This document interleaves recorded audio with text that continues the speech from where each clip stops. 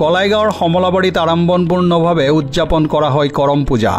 ওদালগুৰি জিলাৰ ২ নং কলাইগাঁও আদিবাসী চাহ জনগোষ্ঠী মহিলা সমিতিৰ উদ্যোগত আৰু ৰাইজৰ সহযোগত সমলাবাৰীৰ ৰাজহুৱা খেলপথাৰত আদিবাসী চাহ জনগোষ্ঠীৰ জাতীয় উৎসৱ কৰম পূজা অনুষ্ঠিত হয়।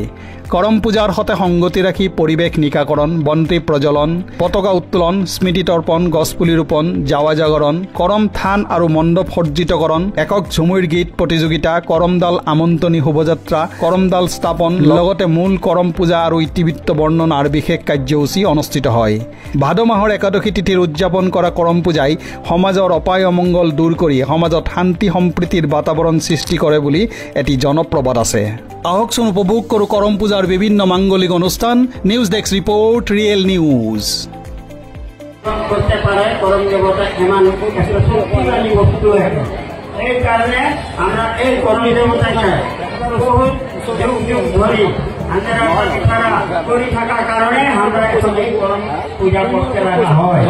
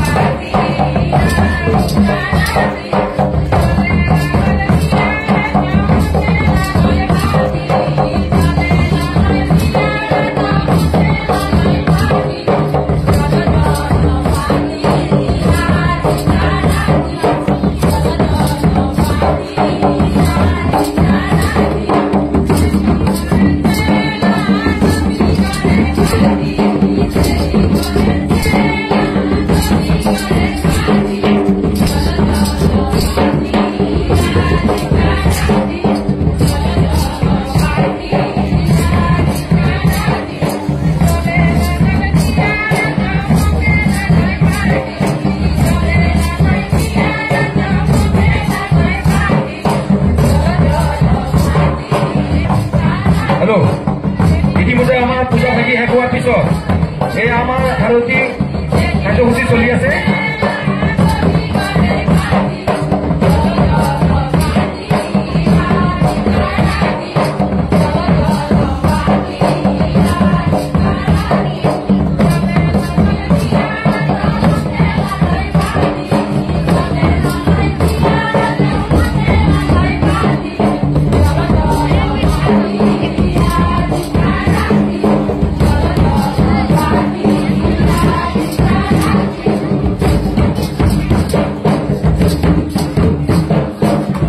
আচলতে আমাৰ আদিবাসী চাহ জনগোষ্ঠীৰ এই কৰম পূজা এটি আমাৰ প্ৰাকৃতিক পূজা হয় আৰু এই পূজাটি আমি কৃষিভিত্তিক পূজা হিচাপে পালন কৰি আহিছোঁ।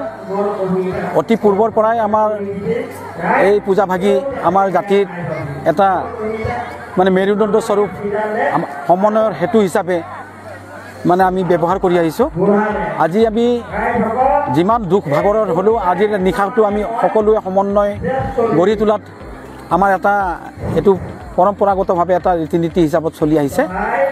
আৰু এই কৰম পূজাৰ উপলক্ষে আমি ক'বলৈ গ'লে এইটো প্ৰাকৃতিক পূজা হয়। অলপ আগতে ক'লোৱেই ইয়াতে সম্পূৰ্ণ প্ৰাকৃতিক উপাদানেৰে এই পূজা ভাগি আগবঢ়োৱা যায়। আৰু ইয়াতে কিছুমানে আজিকালি দেখিবলৈ পোৱা যায় কিছুমানে কৰম পৰৱ বুলিও কয়। আচলতে পৰৱ আমি ক'ব নোখোজোঁ, কাৰণ পৰৱ হ'ল এটা বেলেগ ধৰণৰ বস্তু। পৰৱ হ'লে আমি সকলোৰে ঘৰে ঘৰে পিঠা পনা যোগান হ'ব লাগিছিলে। আচলতে এইটো পৰৱ নহয়, গতিকে আমাৰ পিঠা পনা খোৱা লোৱাৰ কোনো প্ৰশ্ন নাথাকে। আমি পূজা উৎসৱ হিচাপে পালন কৰোঁ। এই পূজা ভাগি আমি আগবঢ়াই লৈ উৰেটো নিশা আমি তেখেতৰ উপাসনাৰ আৰতি হিচাপত মানে নৃত্য গীতেৰে আমি ৰাতিপুৱাই দিওঁ। পিছদিনাখন আমি এই কৰম জাল দুটিক সসন্মানে পূজা অৰ্চনা কৰি এই বিসৰ্জন দিয়া হয়।